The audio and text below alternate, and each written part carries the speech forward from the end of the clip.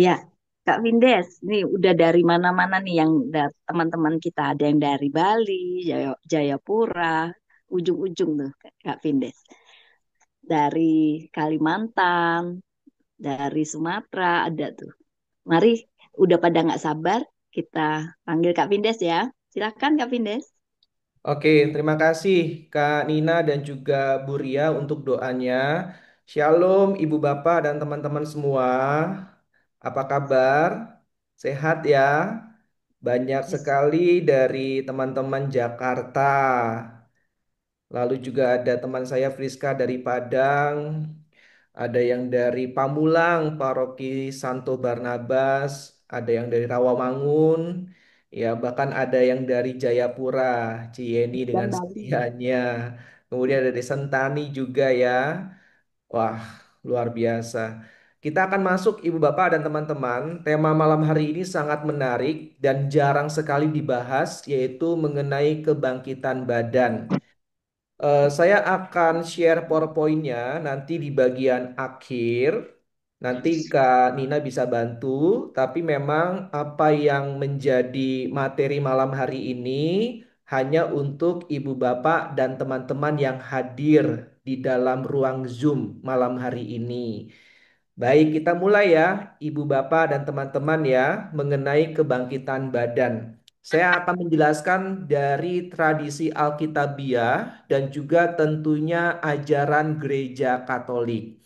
Kita akan mulai pertama mengenai ajaran gereja, apa tradisi Alkitabiah.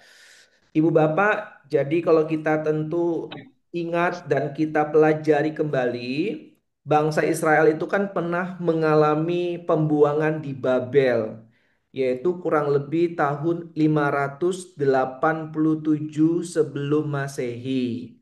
Nah, tolong diingat bahwa sebelum pembuangan Babel, ada beberapa teks yang mengisyaratkan tidak adanya konsep hidup sesudah mati. Jadi tolong diingat ya, dalam tradisi Alkitabiah, khususnya Perjanjian Lama, sebelum pembuangan Babel, tidak ada konsep kehidupan setelah kematian. Sebagai contoh, kita bisa mulai dari kitab Ayub. Ayo kita buka bersama ya. Ayub bab 14 ayat 7 sampai dengan 12. Silakan satu orang volunteer yang sudah ketemu kitab Ayub bab 14 ayat 7 sampai dengan 12. Silakan.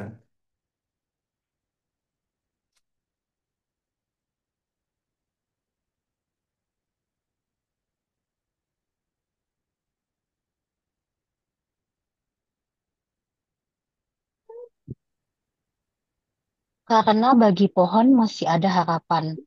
Apabila ditebang, ia bertunas kembali, dan tunasnya tidak berhenti tumbuh. Apabila akarnya menjadi tua di dalam tanah dan tunggulnya mati di dalam debu, maka bersemilah ia setelah diciumnya air, dan dikeluarkannyalah ranting seperti semai. Tetapi bila manusia mati, maka tidak berdayalah ia. Bila orang binasa, di manakah ia? Seperti air menguap dari dalam tasik dan sungai surut dan menjadi kering, demikian juga manusia berbaring dan tidak bangkit lagi. Sampai langit hilang lenyap, mereka tidak terjaga dan tidak bangun dari tidurnya. Oke, ayat 13 dan 14 boleh Ibu. Ada keterikatan emosional yang Silakan dilanjutkan ayat 13 dan 14 boleh. kiranya engkau menyembunyikan aku di dalam dunia orang mati, melindungi aku sampai mukamu surut dan menetapkan waktu bagiku, kemudian mengingat aku pula. Kalau manusia mati, dapatkah ia hidup lagi? Maka aku akan menaruh harap selama hari-hari pergumulanku sampai tiba giliranku. Oke, terima kasih. Ibu Bapak tolong perhatikan ayat yang ke-10. Tetapi bila manusia mati, maka tidak berdayalah ia. Bila orang binasa, di manakah ia? Ayat ini ingin menunjukkan bahwa zaman Israel sebelum pembuangan Babel, bangsa Israel tidak memiliki konsep kehidupan setelah kematian. Bahkan ditegaskan kembali ayat 12. Demikian juga manusia berbaring dan tidak bangkit lagi. Kemudian ditegaskan lagi di ayat yang ke-14. Kalau manusia mati, dapatkah ia hidup lagi? Maka aku akan menaruh harap selama hari-hari pergumulanku sampai tiba giliranku. Jadi ayat-ayat ini ingin menunjukkan bahwa sebelum pembuangan Babel, bangsa Israel tidak memiliki konsep kehidupan setelah kematian. Dan ini juga diteguhkan dalam kitab Pengkhotbah. Coba kita buka Pengkhotbah bab 3 ayat 9 ayat 19 sampai dengan 20. Silakan satu orang volunteer. Pengkhotbah bab 3 ayat 19 sampai dengan 20.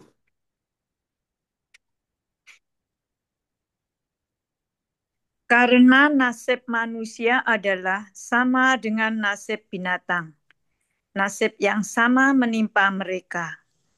Sebagaimana yang satu mati, demikian juga yang lain. Kedua-duanya mempunyai nafas yang sama, dan manusia tak mempunyai kelebihan atas binatang, karena segala sesuatu adalah sia-sia. Kedua-duanya menuju satu tempat. Kedua-duanya terjadi dari debu, dan kedua-duanya kembali kepada debu. Terima kasih Ibu. Jelas banget ya. Bahkan dikatakan apa tadi? Karena nasib manusia adalah sama dengan nasib Binatang. binatang. Ya, luar biasa ya kitab Pengkhotbah. Nasib yang sama menimpa mereka. Sebagaimana yang satu mati, demikian juga dengan yang lain. Kedua-duanya punya nafas yang Yang sama. sama. Dan manusia tidak punya kelebihan atas binatang. Luar biasa ya. Karena segala sesuatu adalah sia-sia. Kedua-duanya menuju satu tempat, kedua-duanya terjadi dari debu, dan kedua-duanya kembali kepada debu. Makanya ayat-ayat ini ingin menunjukkan bahwa tidak ada kehidupan setelah kematian. Karena manusia sama seperti binatang, diciptakan dari debu dan akan kembali ke debu. Nah, ini sangat keras sekali. Sehingga konsep Alkitabiah Perjanjian Lama mengenai tujuan akhir semua manusia adalah Seol. Ingat, Seol itu adalah dunia Terlalu banyak nih orang istilah-istilah mati. Katolik. Coba buka Bilangan 16 ayat 30. Jadi konsep bagi orang-orang Yahudi, orang-orang Israel, bahwa semua orang mati akan menuju kepada suatu tempat yang dinamakan Seol atau dunia orang mati. Silakan kita baca Bilangan 16 ayat 30.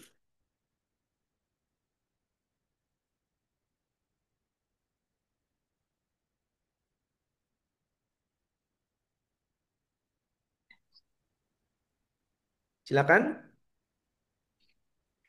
Bilangan 16 ayat 30.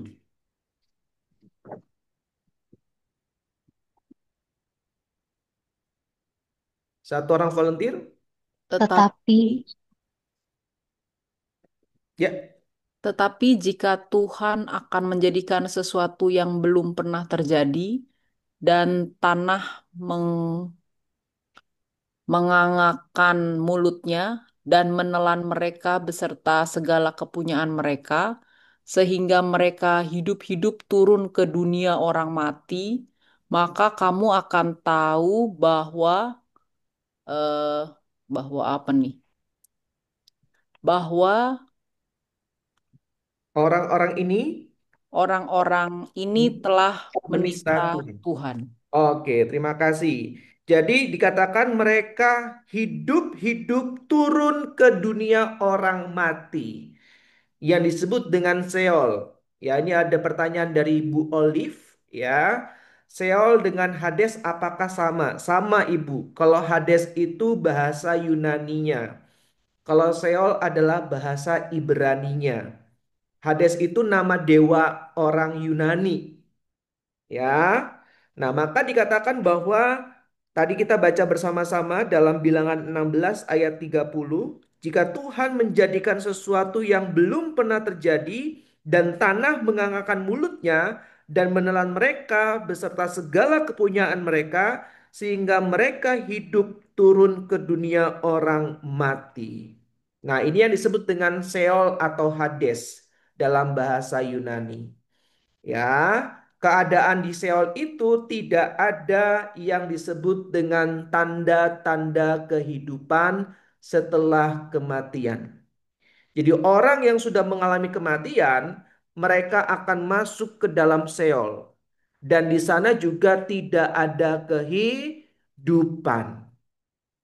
Oke. Berikutnya, masih dalam tradisi Alkitabiah, kehidupan manusia hanya terbatas di dunia ini. Sesudah itu, pada saat kematian, semua manusia menuju ke Seol. Tidak ada apa-apa lagi di sana. Semuanya sudah selesai. Maka, kalau kita baca dalam kitab Ayub bab 10 ayat 20 sampai dengan 22 dikatakan di sana adalah Seol adalah tempat yang gelap dan pekat. Ya, mereka percaya orang-orang Israel bahwa Seol itu berada di perut bumi, di bawah. Ya, dan itu tempat yang sangat gelap dan sangat pekat. Menurut Mazmur, di sana tidak ada orang yang memuji Tuhan. Nah, nanti kita bandingkan dengan kerajaan surga. Justru di sana kita semua memuji dan memuliakan Tuhan. Nah, ini keadaan yang sangat kontradiktif antara Sheol dengan kerajaan surga. Maka, semoga teks-teksnya dicatat. Dari teks-teks di atas tadi memberikan kesan bahwa tradisi Yahudi kuno tidak mengenal adanya hidup sesudah mati. Cukup jelas ya, Ibu Bapak dan teman-teman ya. Jadi tolong diingat, tahun 587 sebelum Masehi, pembuangan Babel. Sebelumnya itu orang-orang Israel tidak pernah punya konsep ada kehidupan setelah kematian. Tapi setelah mereka dibuang ke Babel, mereka memiliki pengalaman iman. Pengalaman iman inilah yang mengubah pandangan mereka, yang mengubah konsep mereka tentang adanya kehidupan setelah kematian. Jadi, pembaharuan konsep adanya kehidupan setelah kematian itu terjadi pada saat bangsa Israel dibuang ke Babel. Nah, ini dapat dibuktikan dalam kitab Daniel bab 12 ayat 1 sampai dengan 3. Mari kita buka bersama. Daniel bab 12 ayat 1 sampai dengan 3. Silakan satu orang volunteer.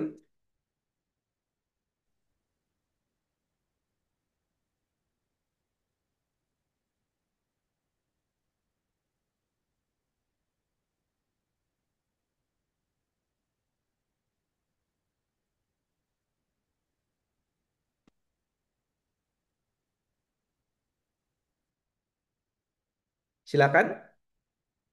Dan Daniel 12 ayat 1 sampai 3.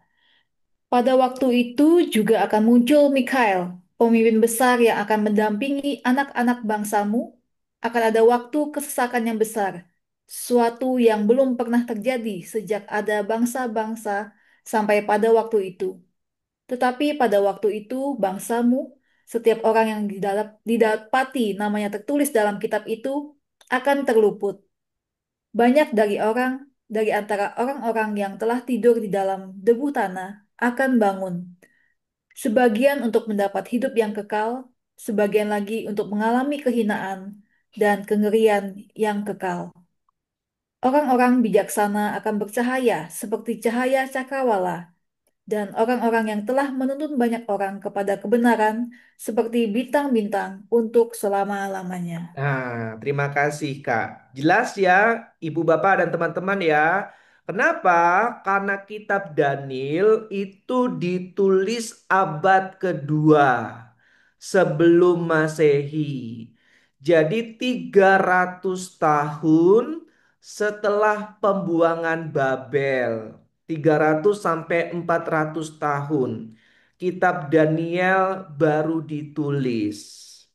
Dari pengalaman ini, maka penulis kitab Daniel percaya ada kehidupan setelah kematian.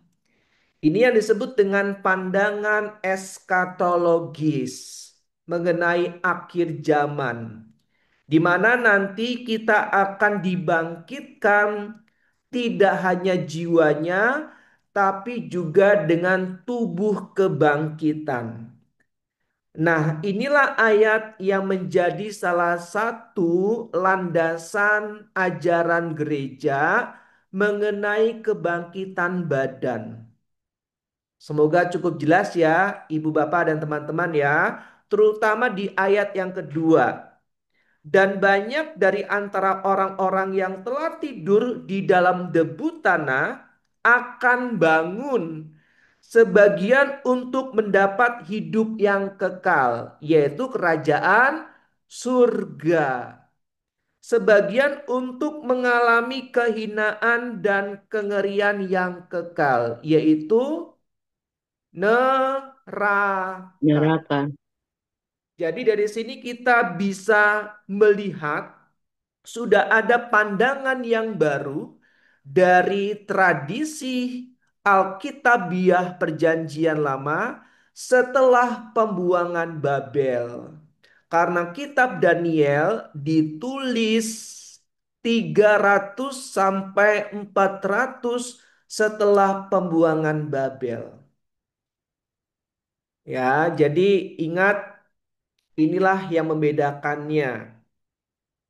Ya.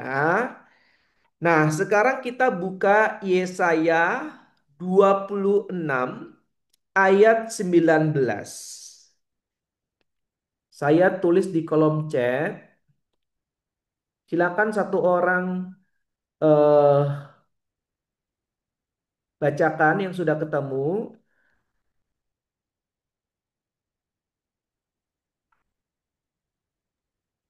Ya Tuhan, Aduh. orang-orangmu yang mati akan hidup pula. Mayat-mayat mereka akan bangkit pula. Hai orang-orang yang sudah dikubur di dalam tanah, bangkitlah dan bersorak-sorai.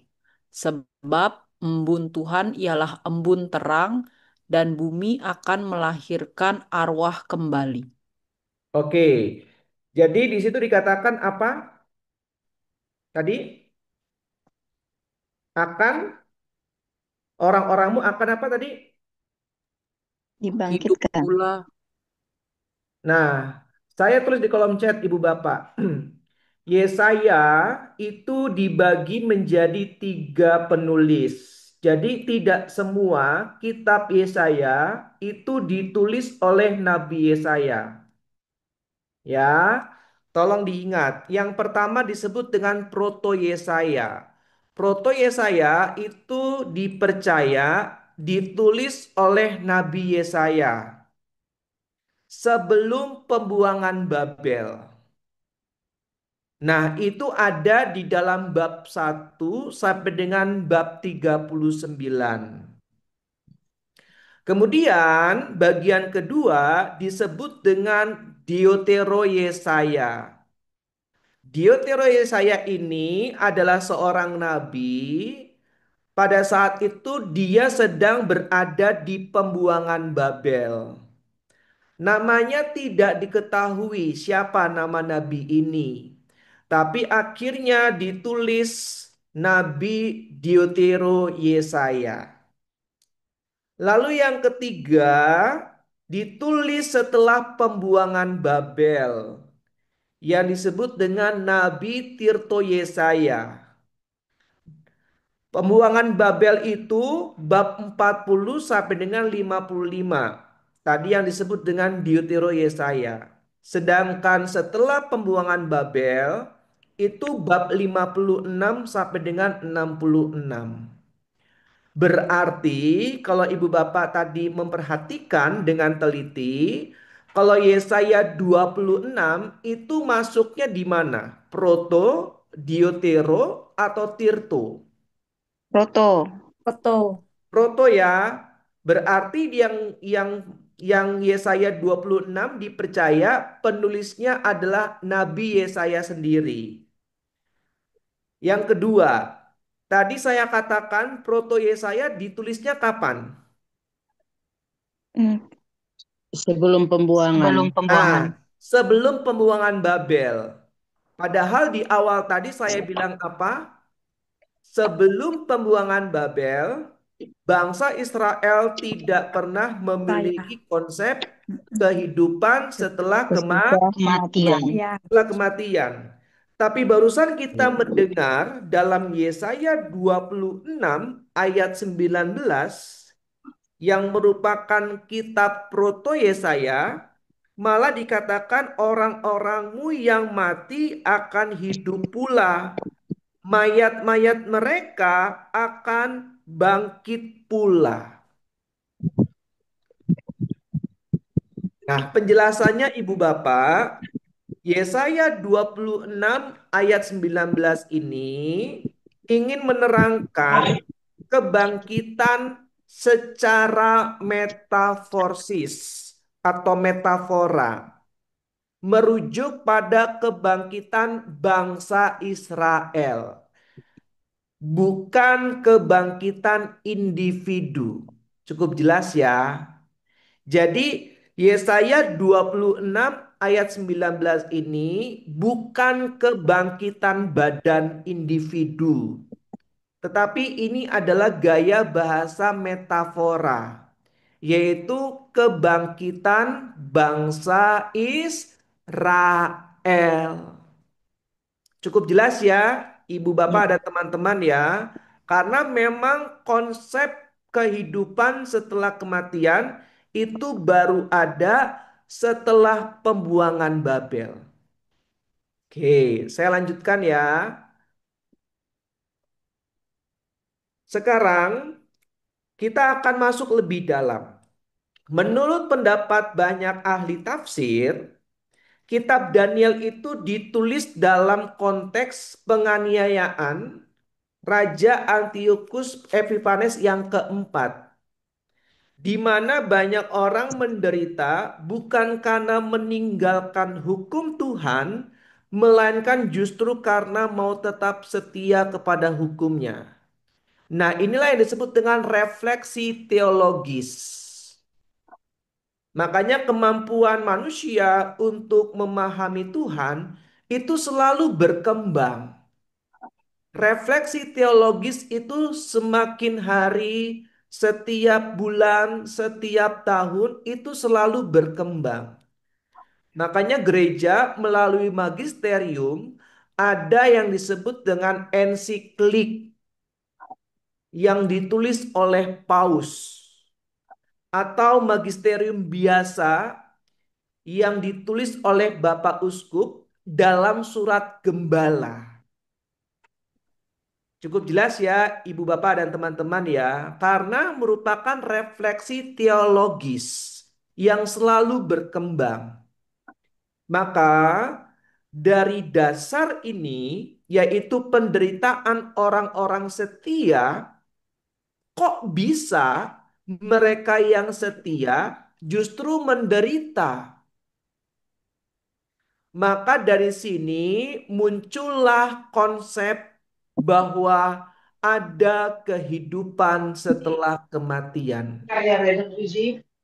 Bahwa orang-orang yang setia akan mendapatkan ganjaran dari Tuhan bukan pada saat mereka hidup di dalam dunia sekarang, melainkan nanti setelah kematian. Cukup jelas ya, Ibu Bapak dan teman-teman ya. Jadi, kenapa kok masih ada penderitaan? Kenapa kok masih banyak orang jahat? Kenapa kok mereka tidak dihukum oleh Tuhan? Kenapa banyak orang baik, banyak orang yang setia, banyak orang yang benar, justru hidupnya penuh dengan penderitaan? Mana keadilan Tuhan? Mana kebaikan Tuhan? Kenapa orang-orang jahat dibiarkan tetap ada? Kenapa orang-orang baik tidak dibela oleh Tuhan? Nah, dari pertanyaan-pertanyaan reflektif ini, maka muncullah keyakinan bahwa orang-orang benar, orang-orang setia kepada Allah akan mendapatkan ganjaran pada saat mereka mengalami kematian. Apa itu ganjarannya? Yaitu mereka akan mengalami kehidupan kekal bersama dengan Tuhan. Mereka akan dibangkitkan oleh Tuhan. Semoga ada gambaran ya, Ibu Bapak dan teman-teman ya. Jadi kalau misalkan ada yang bertanya, kenapa kok orang-orang baik itu menderita? Kenapa kok orang-orang yang jahat itu justru tidak menderita? Hidupnya enak, kaya secara materi, sukses secara karir. Tapi ternyata banyak juga anak Tuhan yang setia, rajin pelayanan, rajin ke gereja, hidupnya menderita. Ya karena memang belum mendapatkan ganjarannya. Cukup jelas ya, Ibu Bapak dan teman-teman ya, ganjarannya bukan di dunia ini, melainkan kehidupan yang akan datang. Makanya kan Yesus bilang apa? Pada saat murid-muridnya bilang, kenapa ilalang itu tidak dicabut? Yesus menjawab, kalau dicabut ya akan merusak gandum. Ya biarkan aja tumbuh bersama. Agar nanti gandumnya itu tidak ikut tercabut. Karena nanti pada saat musim menuai, disitulah akan dipisahkan mana ilalang, mana gandum. Tunggu musim menuainya, jangan sekarang. Nah, ini untuk menggambarkan kenapa orang jahat dan orang baik itu hidup berdampingan. Kenapa kok Tuhan tidak menghilangkan orang jahat? Ya karena memang belum waktunya. Kapan itu waktunya? Pada saat akhir zaman. Kita Semoga jelas ini ya, teman paten. Ibu Bapak Ini, akan konsep ini ya. Nah, maka sekarang itu. kita masuk ke dalam teks-teks lain. Coba kita lihat teks lain selain kitab Daniel tadi. Ada teks dari 2 Makabe mengenai ide atau konsep adanya kebangkitan. Silakan buka 2 Makabe bab 7 ayat 9. Nah, kita masuk ke dalam kitab Deuterokanonika. Jadi kalau ada yang tanya, apa sih pentingnya kitab-kitab Deuterokanonika? Salah satunya sebagai dasar dari pemahaman kebangkitan setelah kematian. Nah, ya, ini dasarnya dari kitab 2 Makabe 7 ayat 9. Silakan satu orang volunteer. Ketika sudah hampir putus nyawanya, berkatalah ia, memang benar kau, bangsat, dapat menghapus kami dari dunia ini. Tetapi Raja Alam Semesta akan membangkitkan kami untuk kehidupan kekal oleh karena kami mati demi hukum-hukumnya. Oke, terima kasih Ibu. Kaget ya bacanya ya. Ketika sudah hampir putus nyawanya, berkatalah ia, memang benar kau, bangsat. Ya. Jadi firman Allah juga ada kata bangsat. Coba luar biasa ya. Tadi dalam kitab Pengkhotbah, manusia sama seperti binatang. Ya, memang benar kau bangsat dapat menghapus kami dari hidup di dunia ini. Perhatikan. Tetapi Raja Alam Semesta. Siapa dia Raja Alam Semesta? Yang kita peringati setiap bulan November. Siapa dia Raja Alam Yesus, Semesta? Kristus. Tuhan Yesus Tuhan Yesus Kristus. Kristus. Raja Alam Semesta akan membangkitkan kami untuk kehidupan kekal. Nah ini, jadi kalau ada yang tanya gunanya apa kitab-kitab Deuterokanonika? Salah satu jawabannya adalah sebagai dasar dari ajaran gereja mengenai adanya kehidupan setelah kematian. Jelas kok, Raja Alam Semesta akan membangkitkan kami untuk kehidupan kekal. Nah, ya. Lalu kita lihat lagi ayat 14. Silakan satu orang volunteer. Ketika sudah dekat ajalnya, ia berkata, lebih baik mati di tangan manusia dan berpegang pada pengharapan dari Allah untuk dibangkitkan lagi olehnya. Akan tetapi, bagimu tidak ada kebangkitan untuk kehidupan. Nah, thank you Jenny. Bahwa kami akan dibangkitkan kembali olehnya. Jadi tolong diingat Ibu Bapak dan teman-teman, kitab 2 Makabe itu juga ditulis sekitar abad kedua sebelum Masehi. Jadi sekitar 300 sampai 400 tahun setelah pembuangan Babel. Maka ayat-ayat ini meneguhkan kembali konsep kehidupan setelah kematian ada pada teks-teks kitab suci Perjanjian Lama setelah pembuangan Babel. Ya, satu lagi itu ada dalam kitab Kebijaksanaan Salomo bab 1 sampai dengan bab 6. Ya, kita tentu juga tahu ya, Kebijaksanaan Salomo itu merupakan kitab Deuterokanonika juga.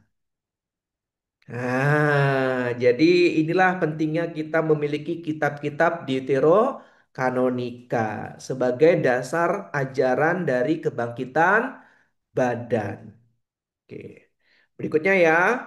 Sekarang kita masuk ke dalam ajaran gereja. Tadi kita udah banyak membahas tradisi Alkitabiah Perjanjian Lama. Sekarang kita masuk ajaran gereja Katolik mengenai kebangkitan dan tentu juga kebangkitan Kristus. Teman-teman silakan dicatat, ini penting sekali. Konsili Trente ya mengajarkan kebangkitan badan itu ada. Kenapa? Karena keterpisahan tubuh dan jiwa dalam kematian itu menentang kodrat. Sehingga keterpisahan tubuh dan jiwa itu sifatnya sementara. Ini menurut Konsili Trente.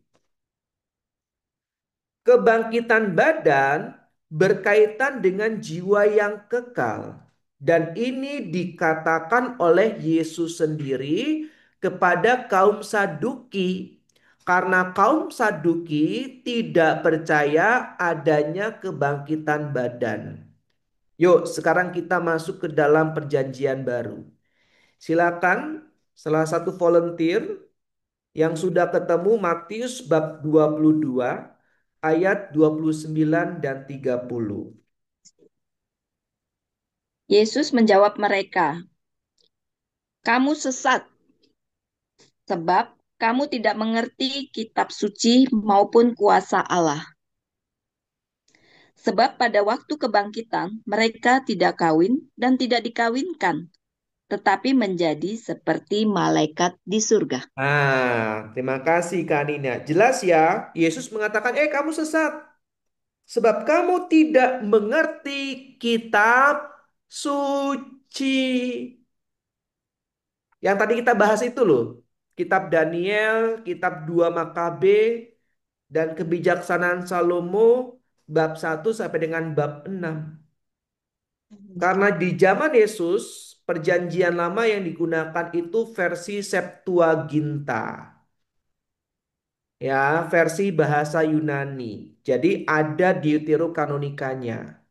Nah, ya. Maka Yesus mengatakan, kamu itu sesat. Sebab kamu tidak mengerti apa yang dikatakan oleh kitab suci. Lalu ayat 30. Pada waktu kebangkitan, orang tidak kawin dan tidak dikawinkan. Jadi pada saat kebangkitan badan tidak ada lagi kemampuan vegetatif dan reproduktif. Jadi tidak ada yang namanya kawin dan dikawinkan. Tidak ada lagi yang namanya lapar. Ya, karena nanti pada saat kita bangkit bersama dengan Yesus, kita itu hanya memuliakan Allah. Tidak ada lagi kemampuan vegetatif, makan atau minum, dan juga tidak ada lagi kemampuan reproduktif. Tidak ada yang namanya hubungan suami istri. Walaupun kita ketemu suami atau istri kita di surga. Ya, nggak ada kemampuan untuk melakukan hubungan suami istri. Karena di surga nanti kita memuji dan memuliakan Allah. Ya, jiwa manusia yang kekal ini secara kodrati cenderung untuk bersatu dengan tubuhnya. Jadi, tolong diingat, pemisahan antara jiwa dan tubuh yang terjadi dalam kematian bertentangan dengan kodrat manusia. Jadi karena bertentangan dengan kodrat manusia, sifatnya sementara.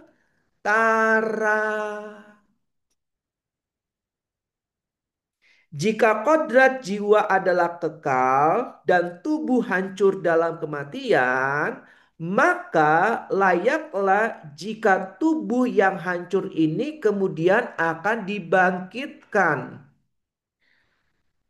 dipulihkan, dan bersatu dengan jiwa yang kekal.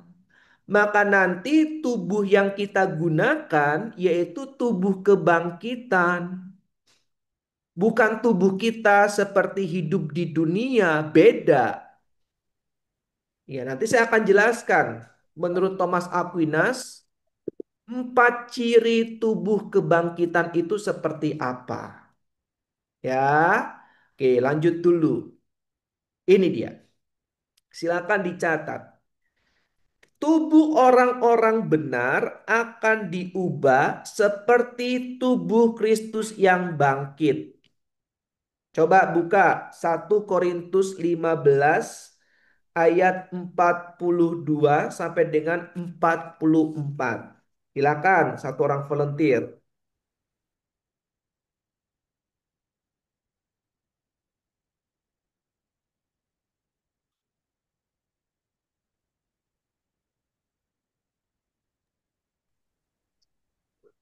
Empat dua sampai 44.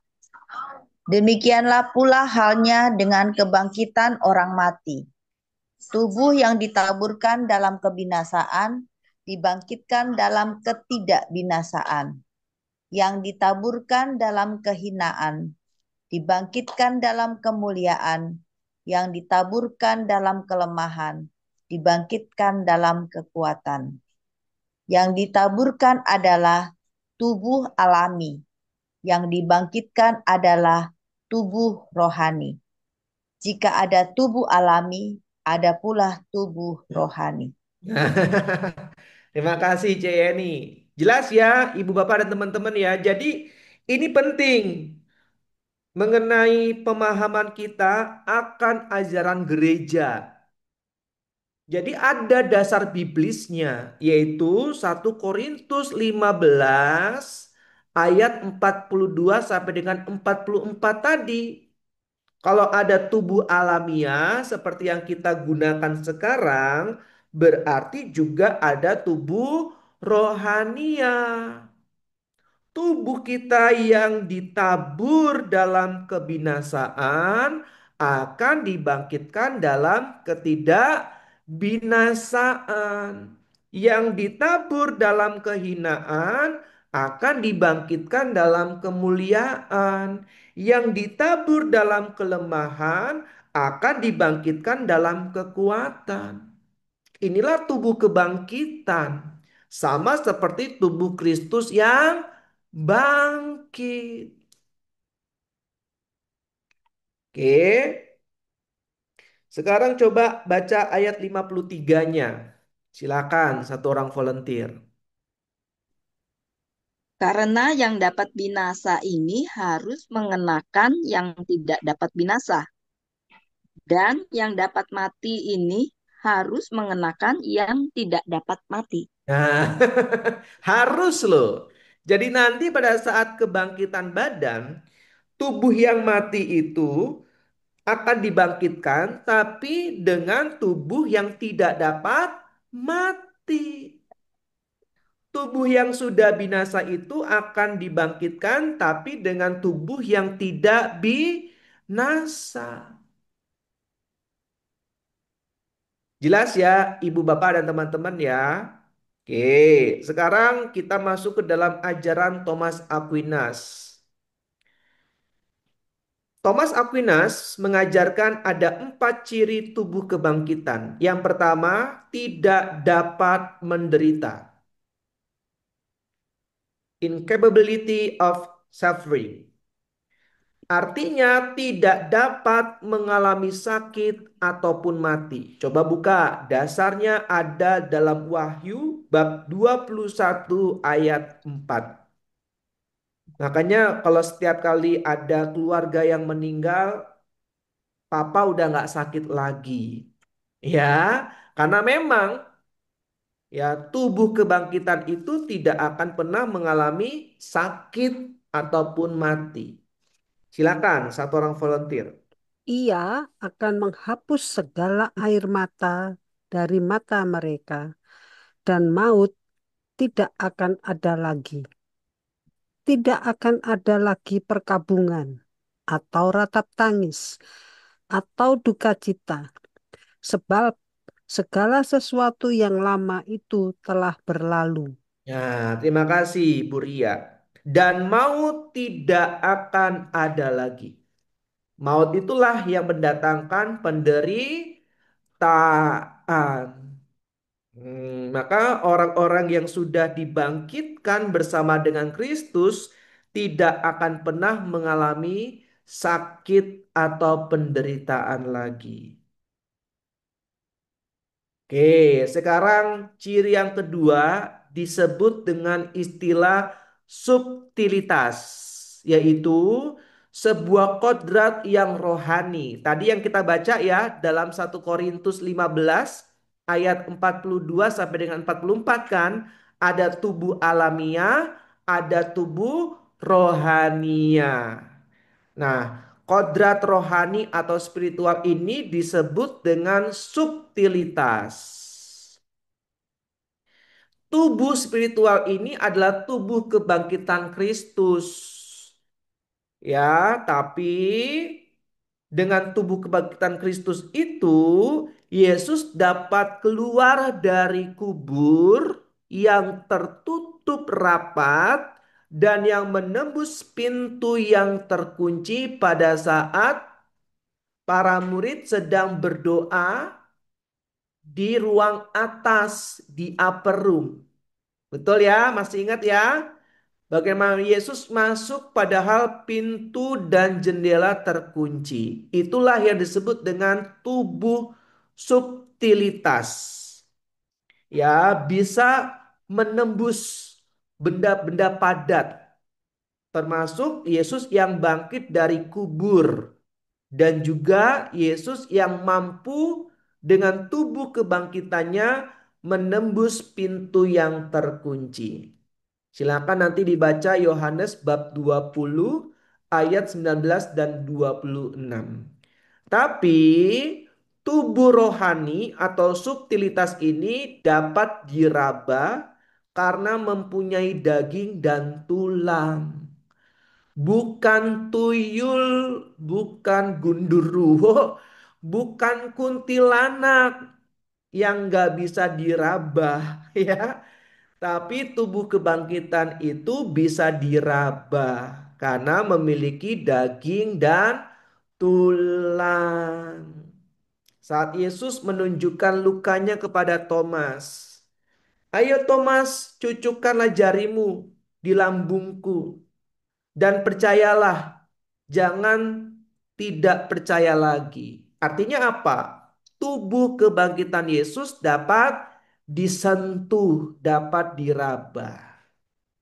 Oke, semoga semakin jelas ya. Lalu ciri yang ketiga adalah agilitas. Agilitas itu adalah kemampuan tubuh untuk mentaati jiwa dengan kemudahan yang sempurna dan gerakan yang cepat. Maka tubuh agilitas ini bertentangan dengan hukum gravitasi, di mana dengan tubuh agilitas Kristus dapat secara tiba-tiba hadir di tengah para rasul dan dengan tiba-tiba juga lenyap dari pandangan mereka. Jadi inilah yang disebut dengan tubuh agilitas. Ya, gerakannya cepat dan sempurna, melawan hukum gravitasi. Ya, beda dengan tubuh duniawi yang gerakannya terbatas. Oke. Silakan nanti baca Yohanes bab 20 ayat 19, 26 dan juga Lukas 24 ayat 31. Terakhir, klaritas. Bebas dari segala bentuk deformasi ya atau kehancuran dan diisi oleh keindahan dan terang. Contohnya apa? Pada saat Yesus transfigurasi, yaitu cahayanya berkilauan, sangat terang. Ya, dalam Matius 13 ayat 43 dikatakan, pada waktu itu orang-orang benar akan bercahaya. Ini yang disebut dengan tubuh klaritas. Seperti matahari dalam kerajaan Bapa mereka. Ya, oke. Maka kalau kita ingat dua murid yang pulang dari Yerusalem ke Emmaus, mereka tidak dapat mengenali Yesus. Ya karena tubuh klaritas ini. Karena begitu terang, begitu bercahaya. Sampai mereka berdua tidak mengenali Yesus sendiri. Nah, kapan mereka mengenali Yesus? Pada saat Yesus memecah-mecahkan roti.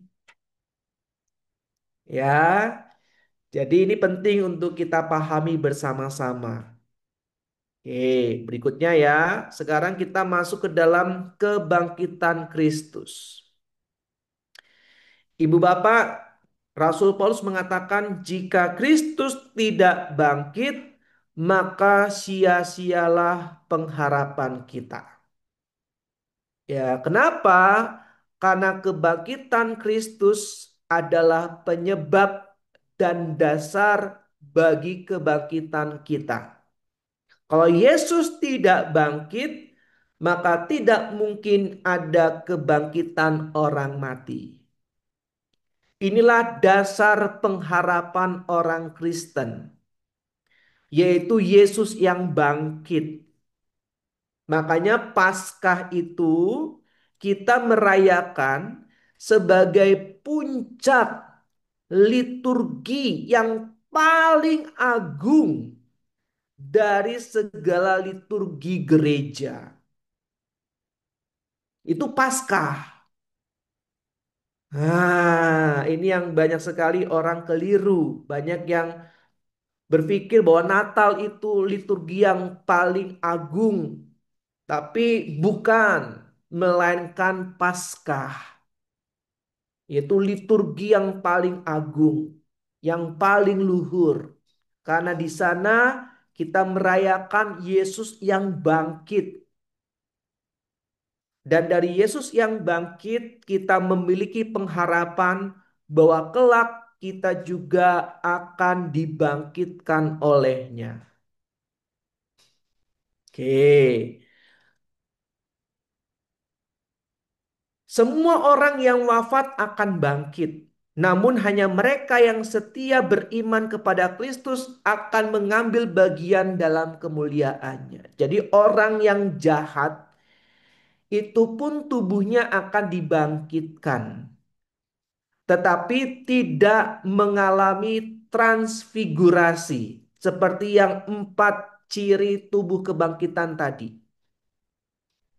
Ya, jadi mereka yang jahat, mereka yang meninggal dalam keadaan berdosa berat, yang akan dihukum dalam siksa api neraka, mereka juga pada saat hari penghakiman akhir zaman akan menggunakan tubuh mereka. Jadi pada saat mereka di neraka, mereka disiksa tubuh dan jiwanya. Nah, makanya kan Yesus bilang apa? Jikalau matamu menyesatkan, cungkilah. Karena lebih baik engkau masuk dengan mata apa? Mata buta. Ya. Jika tanganmu berbuat jahat, ya, maka penggalah. Ya, jika tanganmu berbuat hal yang tidak baik, maka penggalah. Ya, karena lebih baik bagimu masuk dalam kerajaan Allah dengan tidak ada tangan, dengan mata yang buta. Ya, daripada ternyata mata itu atau tangan itu membawa kita kepada kebinasaan. Ya, maka dalam 1 Korintus 15 ayat 20 sampai dengan 22 dikatakan Kristus telah dibangkitkan dari antara orang mati sebagai yang sulung. Nah, ini penting. Pengajaran 2 minggu lalu ya mengenai Elia dan juga Henok yang menurut tradisi perjanjian lama itu naik ke surga. Tapi menurut Thomas Aquinas bahwa sebenarnya mereka tidak naik ke surga. Karena yang pertama naik ke surga hanyalah Tuhan Yesus sendiri. Ya kan? Masih ingat ya 2 minggu lalu ya. Tapi ada juga pengajaran yang mengatakan mereka berdua yaitu Elia dan Henok masuk ke surga. Tapi tidak satu tingkat dengan Allah yang hadir dalam kerajaan surga. Jadi levelnya beda, tingkatannya beda. Ya, itu juga ada pengajaran demikian. Jadi tingkatan mereka masuk surga, Elia dan Henok, itu berbeda dengan di mana Allah berada atau bersemayam dalam kerajaan surga. Tapi saya lebih percaya ajaran Thomas Aquinas yang mengatakan sebenarnya yang pertama kali masuk dalam kerajaan Allah adalah Yesus. Ya, sebagai yang sulung. Demikianlah semua orang akan dihidupkan kembali dalam persekutuan dengan Kristus. Nah, baru setelah itu semua orang yang benar akan dihidupkan kembali dalam persekutuan dengan Kristus, termasuk Elia dan Henok. Kemudian dalam 2 Korintus 5 ayat 15 dikatakan, supaya mereka yang hidup tidak lagi hidup untuk dirinya sendiri, tetapi untuk Dia yang telah mati dan telah dibangkitkan untuk mereka. Jadi, dengan Yesus yang bangkit, maka sebagai umat beriman, tolong diingat, kita diminta untuk tidak lagi hidup bagi diri sendiri. Dengan kata lain, kita tidak boleh egois. Ya, karena Yesus bangkit juga untuk menyelamatkan umat manusia. Maka dengan kebangkitan Kristus kita diajak untuk hidup bagi Yesus dan juga bagi mereka yang telah dibangkitkan, yaitu sesama umat Allah.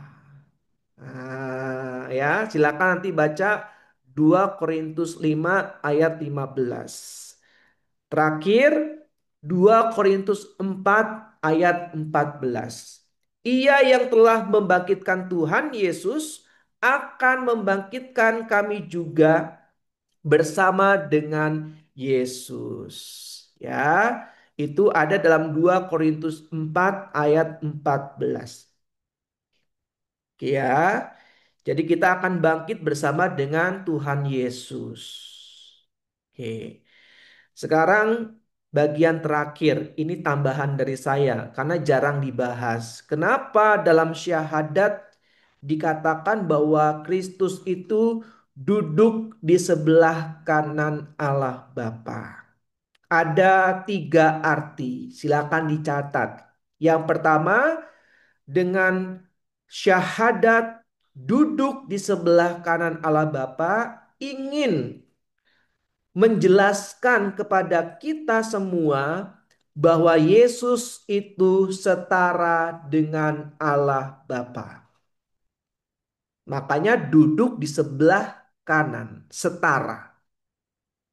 Yang kedua artinya adalah bahwa Yesus tetap membawa kodrat kemanusiaannya setelah naik ke surga.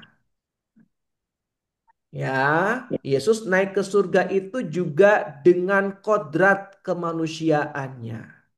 Jadi satu hakikat yaitu Allah, 2 kodrat ilahi dan manusiawi. Ya. Lalu yang ketiga, penggenapan kekuasaan Mesias yang tiada berakhir. Yesus duduk di tahta Allah Bapa. Itu ingin mengajarkan kepada kita semua bahwa kekuasaan Mesias sebagai hakim agung tidak akan pernah berakhir. Semoga cukup jelas ya Ibu Bapak dan teman-teman ya. Jadi Yesus itu pada saat naik ke surga, dia membawa kodrat kemanusiaannya. Ya, dengan luka-lukanya.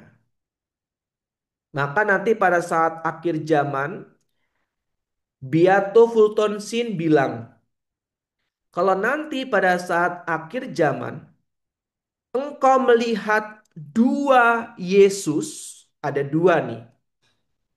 Satunya iblis, karena iblis itu bisa menyamar sebagai malaikat terang. Jadi nanti kalau pada saat akhir zaman katanya, kita melihat ada 2 Yesus, manakah Yesus yang benar? Jawabannya, lihatlah telapak tangannya, lihatlah lambungnya, lihatlah kaki-kakinya. Apakah ada luka? Kalau tidak ada luka, maka itu iblis. Kalau ada luka, maka itu Yesus. Karena iblis tidak pernah mau terluka. Wah, ya, itu sangat dalam maknanya.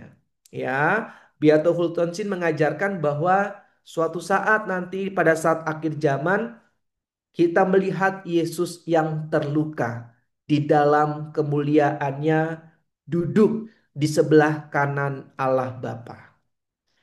Jadi kalau kita sekarang sedang terluka, sedang penuh dengan pergumulan, penderitaan, ya nggak apa-apa. Ya, kalau dunia mengajarkan kamu nggak boleh tampak lemah. Luka itu harus ditutupi biar kamu nggak kelihatan lemah, biar kamu kelihatan kuat. Tapi Yesus justru mengajarkan kebalikannya. Karena di dalam kelemahan, maka kuasa Tuhan menjadi sempurna. Baik, terima kasih. Terakhir ini yang menjadi eh, catatan Ibu Bapak dan teman-teman, kebangkitan Kristus mengalahkan kuasa maut. Karena itu ingat kematian tubuh bukanlah akhir dari segalanya. Maka kita diminta untuk tidak bersedih berlebihan katanya. Karena kita percaya di dalam pengharapan ada kebangkitan setelah kematian. Ingat, keterpisahan tubuh dan jiwa itu sementara karena melawan kodrat. Segala sesuatu yang melawan kodrat itu sifatnya sementara. Ya, ini hasil dari Konsili Trente. Ya, karena kebangkitan Kristus telah mengalahkan kuasa maut. Lalu yang kedua, jiwa kita akan tetap hidup jika kita setia mengimani Kristus dan hidup sesuai dengan iman kita, maka tubuh kita pun akan dibangkitkan pada akhir zaman. Silakan buka Filipi 3 ayat 21. Dan kita akan masuk dalam kemuliaan surga. Silakan satu orang volunteer. Filipi 3 ayat 21. Yang akan mengubah tubuh kita yang hina ini sehingga serupa dengan tubuhnya yang mulia, menurut kuasanya yang dapat menaklukkan segala sesuatu kepada dirinya. Amin. Thank you Jenny. Yang akan mengubah tubuh kita yang hina ini sehingga serupa dengan tubuhnya yang mulia. Luar biasa ya. Inilah pengharapan kita bahwa tubuh kita akan dibangkitkan bahkan serupa dengan tubuh Yesus yang mulia. Ini luar biasa sekali. Ya, kalau kita baca ayat sebelumnya, ini boleh ayat 20.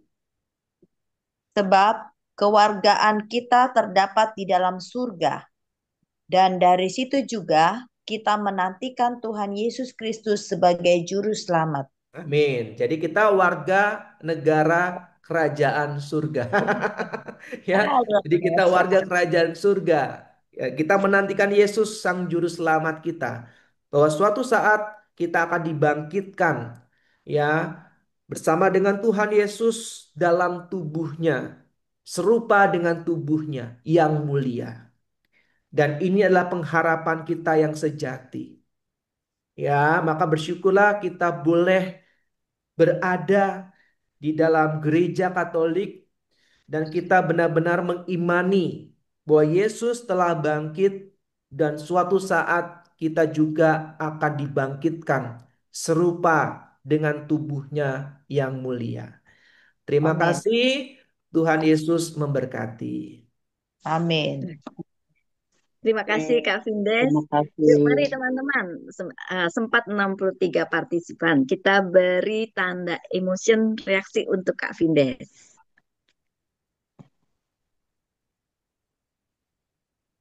Ya, terima kasih. Bagi teman-teman yang ingin bertanya, silakan menulis di kolom chat. Sebelumnya ada yang sudah menulis nih Kak Vindes. Bisa saya bacakan ya Kak Vindes? Ya. Dari Siska, Tanra, dan Reti Tuti bilang terima kasih, jelas sekali penjelasannya dari Kak Vindes. Ya, terima Yes, sip kasih ya. Ibu. Dari Olive, Seoul dengan Hades apakah sama? Oh, sudah tadi ya. Sudah ya. Ah, Untuk dari Petrus Pardi, Yesus adalah firman Allah yang menjadi manusia. mm-mm. Setelah Yesus wafat dan bangkit, apakah Yesus menjadi firman Allah lagi, yaitu roh, atau tetap dalam wujud manusia dengan tubuh kebangkitan? Nah, tadi juga Tadi sudah ya. kayaknya sudah ya. Mm-mm. Tadi kayaknya sudah ya. Mm-mm. Mungkin diingat sedikit yang di mana? Iya, dengan tubuh kebangkitan tadi ya, duduk di sebelah kanan Allah. Duduk sebelah kanan Allah, Jadi bukan Allah hanya Bapa ya. rohnya saja, tapi Ya. juga dengan tubuh kebangkitannya. Ya, tadi ada tiga arti ya, semoga dicatat. Ya, Ya, setara dengan Allah Bapa, ya, ya. dengan duduk di sebelah kanan Allah Bapa, lalu Mm-mm. Yesus tetap membawa kodrat kemanusiaannya ya, Yes. seperti surga. Lalu Mm-mm. penggenapan kekuasaan Mesias yang tiada berakhir. Itu ya Mm-mm. sebagai Hakim Agung. Betul ya Kak Bindes? Yes, sebagai Mesias, kemesiasannya tidak akan pernah berakhir. Untuk pertanyaan berikutnya dari Suhartin. Ada yang pernah tanya, Yesus bikin apa selama 3 hari selama di alam maut? Apa harus mati dulu baru tahu bikin ajaran sesat saja katanya. Eh, Gimana? cara cara hitungnya gini Ibu Bapak ya. Yesus tuh bangkit hari ketiga, berarti hari Minggu. Kenapa? Karena Yesus tuh wafat hari Jumat kan. Nah, pergantian waktu orang Yahudi itu jam 6 sore. Jadi hari Jumat jam 3 Yesus wafat, itu hari pertama. Jelas ya. Lalu jam 6 sore itu udah masuk hari Sabtu buat mereka. Ini yang disebut dengan hari Sabat bagi orang Yahudi. Ya, Jumat jam 6 sore selama 24 jam. Nah, itu Sabtu hari kedua. Ya, nah hari ketiga yaitu hari Minggu pagi-pagi benar. Ya, jadi hitungannya bukan kalau 3 hari kan berarti hari Senin. Bukan, ya, karena kan wafatnya hari Jumat, hari Sabtu, hari pertama, hari Minggu, hari kedua, hari ketiga berarti kan hari Senin. Nah, bukan gitu cara ngitungnya. Ya, ya, tadi ya, seperti yang saya jelaskan ya. Oke, itu yang pertama. Lalu Yesus itu kemana pada saat sudah wafat? Kan dikatakan dalam syahadat para rasul yang turun ke tempat penantian. Nah, Hmm. di tempat penantian ngapain? Coba buka 1 Petrus tuh. 1 Petrus bab 3 ayat 18, 19 dan 20. Itu jawabannya. Silakan dibaca yang sudah ketemu. Kak, ulang kakak tadi ayatnya kak. 1 Petrus bab 3 ayat 18 sampai dengan 20. Silakan satu orang volunteer 18. sampai 20.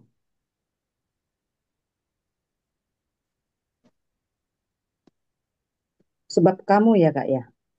Terus Sebab juga 1 Kristus. Petrus ya. Bab 18 sampai 20. Ayat 18 Ibu.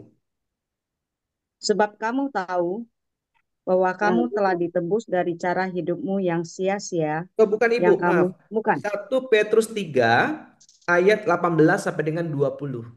Oh, Nggak apa-apa. 18 sampai 20. Mm-mm. Sebab juga ya. Betul. Sebab juga Kristus telah mati sekali untuk segala dosa kita, yang benar untuk orang-orang yang tidak benar, supaya ia membawa kita kepada Allah, ia yang telah dibunuh dalam keadaannya sebagai manusia, tetapi yang telah dibangkitkan menurut roh.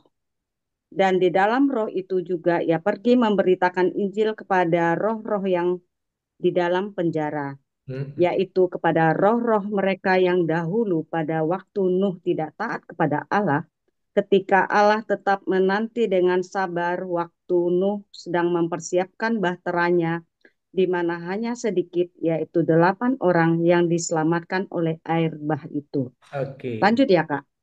Udah cukup. Jadi pertanyaannya kemana Yesus pada saat setelah wafat?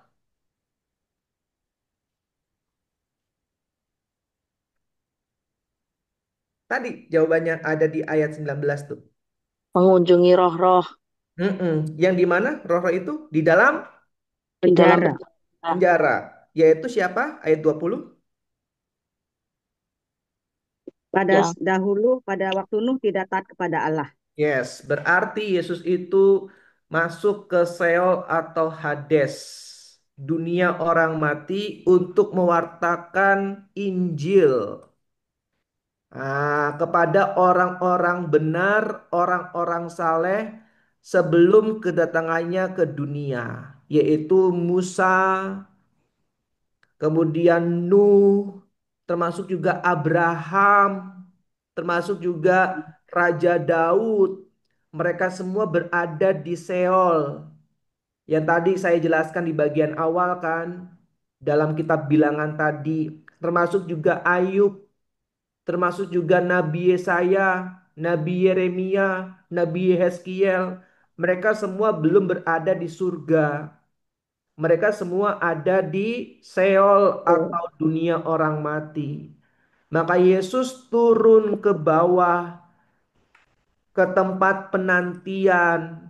Nah, yang turun ke tempat penantian ngapain? Hmm. Ini memberitakan Injil.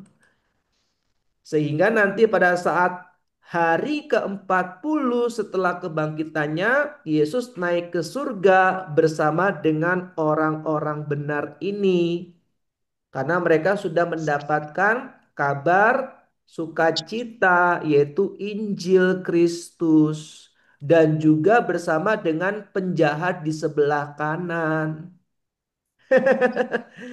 Santo Dismas. Jadi saat ini juga engkau berada bersamaku di Firdaus itu bukan langsung masuk dalam kerajaan surga. Tapi mereka, kok mereka, dia, yaitu penjahat di sebelah kanan Yesus yang bertobat, itu juga turun ke tempat penantian atau Seol atau dunia orang mati bersama dengan orang-orang benar zaman Perjanjian Lama mendengarkan Injil yang Tuhan Yesus wartakan. Nanti baru setelah hari ke-40 baru mereka akan masuk dalam kerajaan surga. Karena Yesus bilang apa? Akulah jalan kebenaran dan hidup. Barang siapa mau kepada Bapa harus melalui aku. Semoga menjawab ya. Oke. Terima kasih untuk pertanyaannya. Sangat baik. ada Tanya, lagi? boleh. Saya, Masih belum? Masih saya bacakan dulu sebentar ya. oke, silakan. Nanti dari Suhartin. Kenapa Yesus bilang ada Bapa, Allah Bapa? Saya kira Yesus itu Allah. Udah itu aja ya. Oh ya, Yesus memang Allah, Ibu. Yesus memang Allah. Yesus itu Allah Putra. Ingat Trinitas. Satu hakikat, tiga pribadi. Yang membedakannya hanya satu, hubungan asal. Allah Bapa tidak berasal. Allah Putra berasal dari Allah Bapa. Allah Roh Kudus berasal dari Allah Bapa dan Allah Putra. Kata berasal ini bukan berarti yang satu ada lebih dulu daripada yang lain. Tidak. Karena Allah tidak terbatas oleh ruang dan waktu. Yesus lahir dari kebijaksanaan Allah. Yesus lahir dari pikiran Allah. Maka pada saat Allah ada, Yesus ada. Karena Yesus adalah kebijaksanaan Allah. Ya. Jadi Yesus berasal dari Allah Bapa. Yang membedakannya cuma itu. Tapi bukan berarti walaupun Yesus berasal dari Allah Bapa, Yesus ada setelah Allah Bapa. Tidak. Karena Yesus adalah kebijaksanaan Allah Bapa. Yesus lahir dari Allah Bapa. Kebijaksanaan Bapa. Seperti kita pada saat hadir ke dunia, kita hadir bersama dengan pikiran kita. Kita hadir bersama dengan perasaan kita. Nggak mungkin kita hadir di dunia, pikirannya baru nyusul kemudian. Ya, kita hadir ke dunia, perasaannya baru muncul kemudian. Itu nggak mungkin. Ya, dan Roh Kudus itu berasal dari hubungan Allah Bapa dan Allah Putra, yaitu hubungan cinta kasih. Ya. Nah, Yesus itu Allah. Ya, buktinya apa? Sederhana aja. Coba buka. Ini contoh yang sederhana ya. Markus bab 2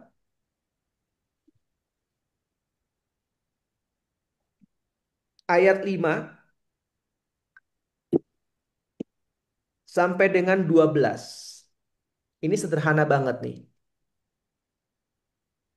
Silakan satu orang volunteer tolong bantu bacakan. Markus bab 2 ayat 5 sampai dengan 12. Ketika Yesus melihat iman mereka, berkatalah ia kepada orang lumpuh itu, "Hai anakku, dosamu sudah diampuni." Tetapi di situ ada juga duduk beberapa ahli Taurat. Mereka berpikir dalam hatinya, "Mengapa orang ini berkata begitu? Ia menghujat Allah. Siapa yang dapat mengampuni dosa selain daripada Allah sendiri?" Tetapi Yesus segera mengetahui dalam hatinya bahwa mereka berpikir demikian. Lalu ia berkata kepada mereka, "Mengapa kamu berpikir begitu dalam hatimu? Manakah lebih mudah mengatakan kepada orang lumpuh ini, 'Dosamu sudah diampuni,' atau mengatakan, 'Bangunlah, angkatlah tilammu dan berjalan'? Tetapi supaya kamu tahu bahwa di dunia ini Anak Manusia berkuasa mengampuni dosa." Berkatalah ia kepada orang lumpuh itu, "Kepadamu kukatakan, bangunlah, angkatlah tempat tidurmu, dan pulanglah ke rumahmu." Dan orang itu pun bangun, segera mengangkat tempat tidurnya, dan pergi keluar di hadapan orang-orang itu. Sehingga mereka semua takjub, lalu memuliakan Allah, katanya, "Yang begini belum pernah kita lihat." Demikianlah sabda Tuhan. Terpujilah Kristus. Jadi dikatakan tadi kan, ia menghujat Allah. Kenapa? Karena hanya Allah yang dapat mengampuni dosa. Betul kan? Lalu Yesus bilang apa? Ayat 10. Tetapi supaya kamu tahu bahwa di dunia ini anak manusia, yaitu dirinya sendiri, berkuasa untuk mengampuni dosa. Dengan kata lain, Yesus mengatakan dirinya siapa? Dirinya siapa? Allah. Allah. Ya. Dan akhirnya apa yang terjadi? Orang Yahudi itu kan percaya kalau yang sakit itu karena diakibatkan oleh dosa. Pada saat Yesus mengatakan dosamu sudah diampuni, Yesus ingin masuk ke dalam pemahaman mereka bahwa penyebab dari sakitnya adalah dosa. Maka penyebab itu aku hilangkan, yaitu dosa. Makanya orang-orang Farisi, ahli-ahli Taurat bilang, kamu itu menghujat Allah. Tapi ternyata Yesus bilang apa? Aku berkuasa mengampuni dosa. Lalu yang terjadi apa? Orang itu berdiri dan berjalan. Sembuh kan? Artinya apa? Dosanya sudah diampuni. Karena akar dari sakit penyakit menurut orang Yahudi itu karena dosa. Kayak misalkan aja kita sakit gatal-gatal. Yang kita obati apa? Akarnya kan? Akarnya kalau sudah hilang, sudah sembuh, maka gatalnya itu menjadi sembuh, hilang, kering. Betul nggak Ibu Bapak? Yang Iya, disembuhkan adalah sumbernya apa? Akarnya apa? Nah, Yesus tahu. Menurut orang-orang Yahudi pada umumnya saat itu, penyebab orang itu lumpuh nggak bisa berjalan karena dosanya.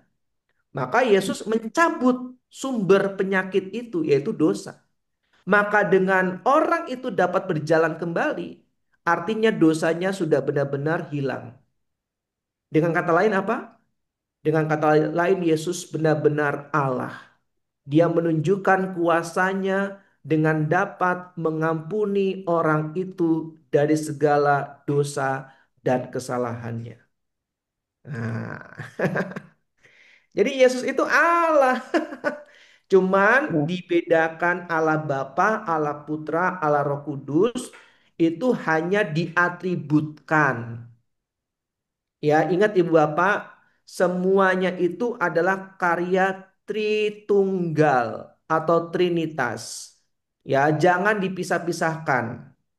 Ya, Yesus menyelamatkan umat manusia. Betul, tapi itu karya Allah Tritunggal atau Trinitas. Jelas ya? Allah dalam perjanjian lama menciptakan semesta. Itu bukan hanya Allah Bapa, tapi itu adalah karya Allah Trinitas.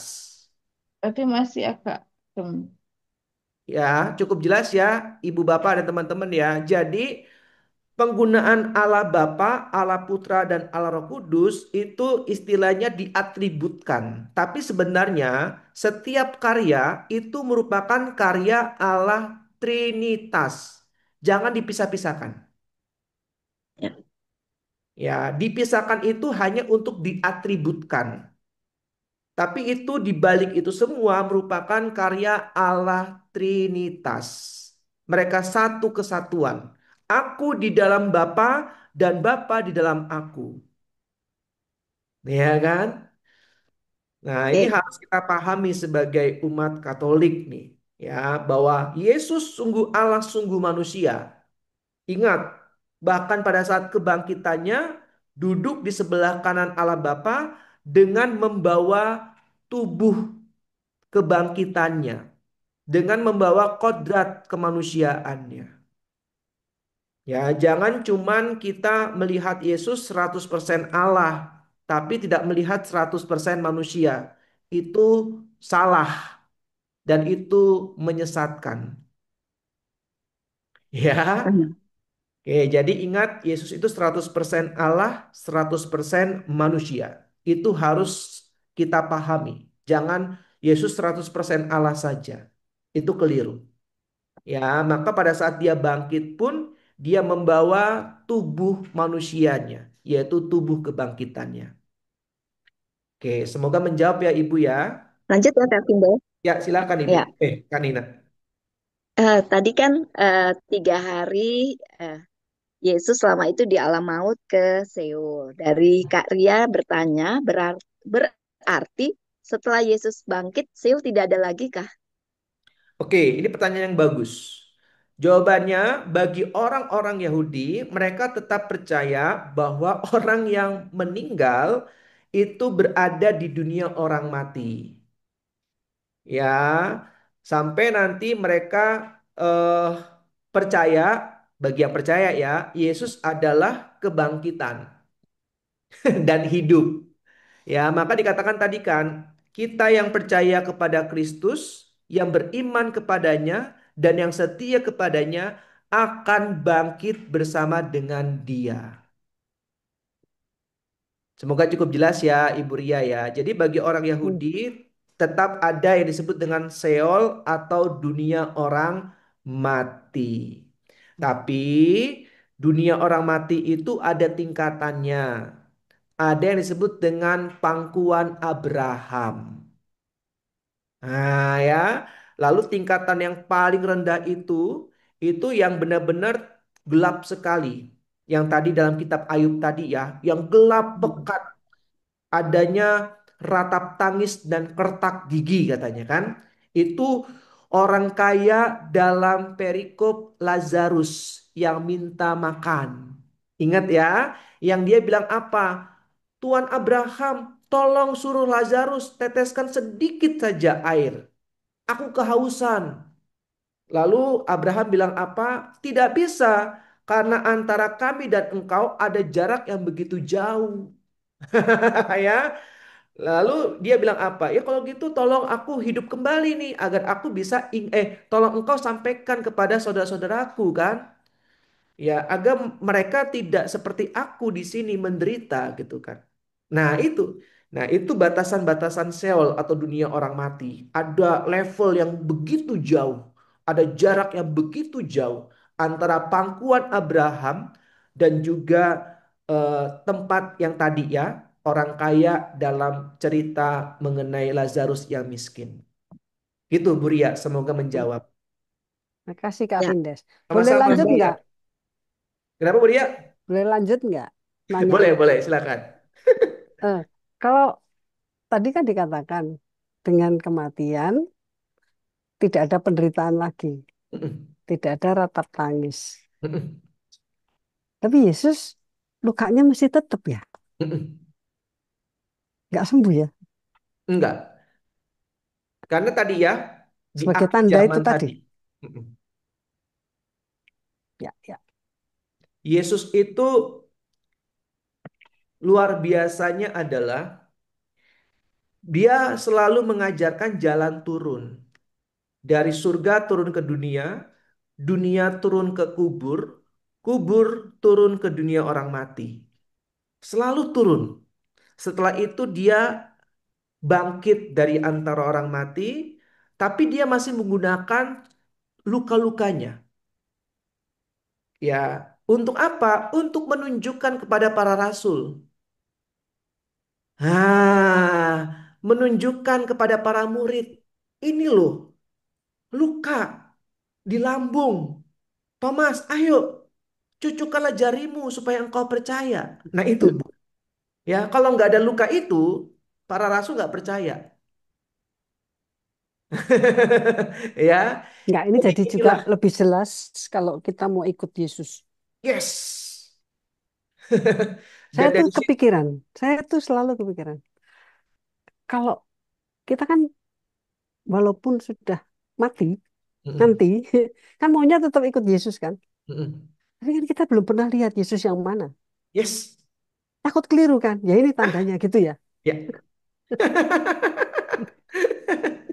Itu kata-kata yang sangat dalam dari Beato Fulton Sheen. Ya. Mhm. Ya, bahwa iblis itu nggak mau terluka, nggak mau menderita, maunya senang-senang, maunya happy-happy. Dia menderita kalau melihat manusia dekat dengan Tuhan. Ya, itu penderitaan iblis tuh.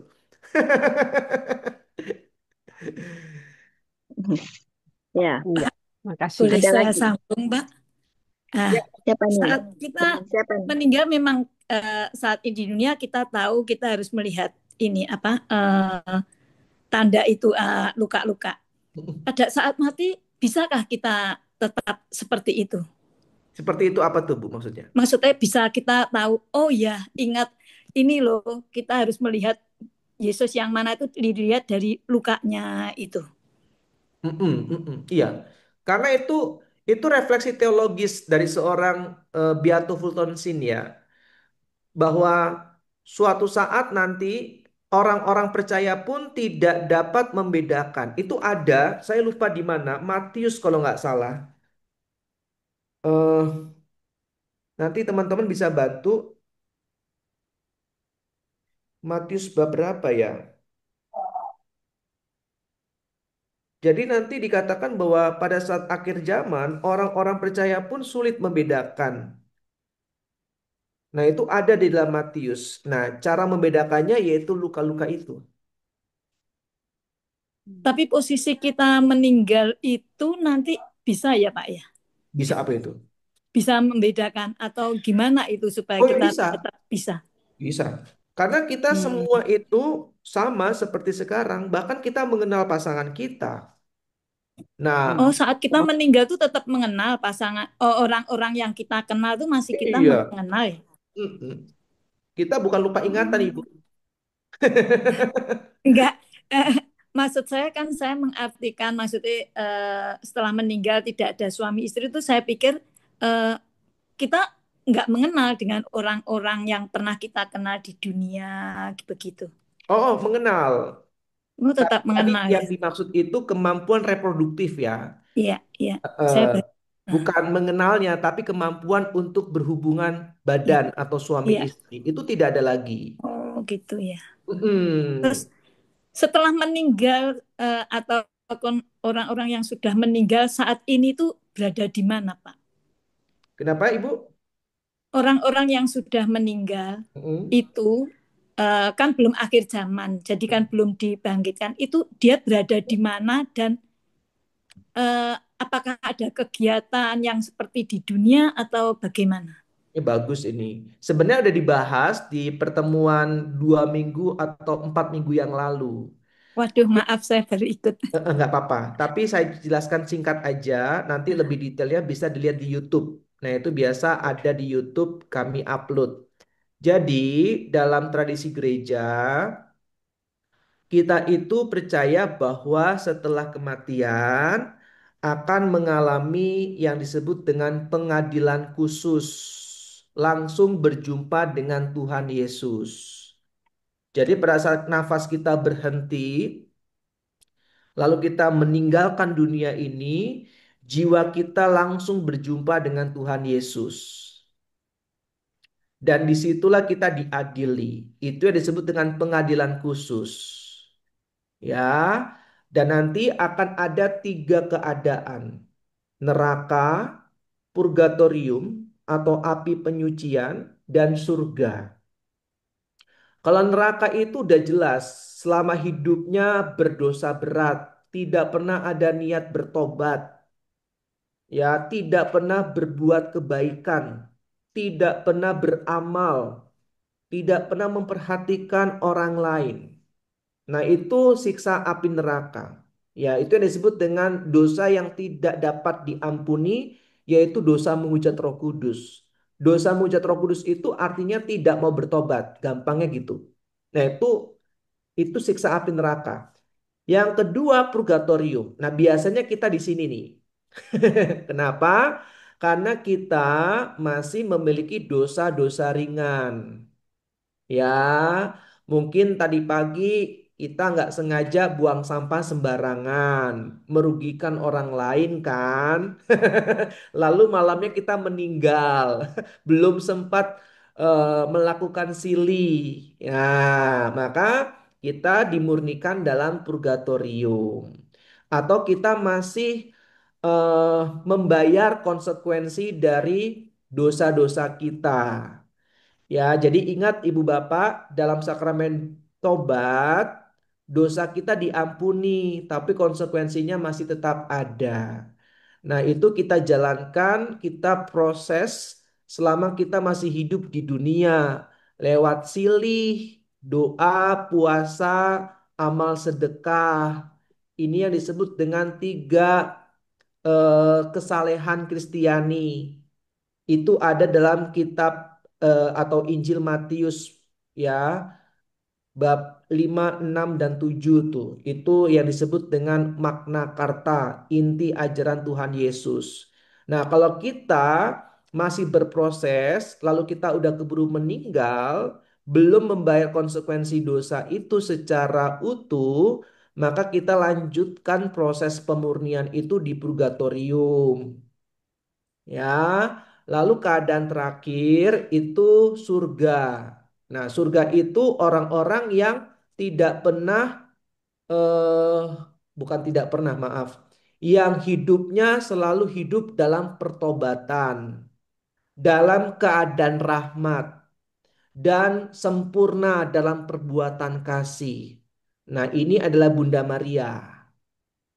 Ya, maka Bunda Maria itu langsung masuk ke dalam surga tanpa melalui purgatorium. Ya, nah kalau ibu tanya setelah meninggal kemana, tergantung. Selama hidup itu orang itu berbuat baik atau banyak berbuat dosa tapi nggak pernah bertobat, atau banyak berbuat dosa tapi di akhir kehidupannya bertobat. Nah, itu beda-beda tuh. Tergantung nanti Tuhan Yesus mau kemana nih menempatkannya. Ingat ya, coba buka Roma, kitab Roma bab 2 ayat 6. Silakan Ibu tolong bantu bacakan.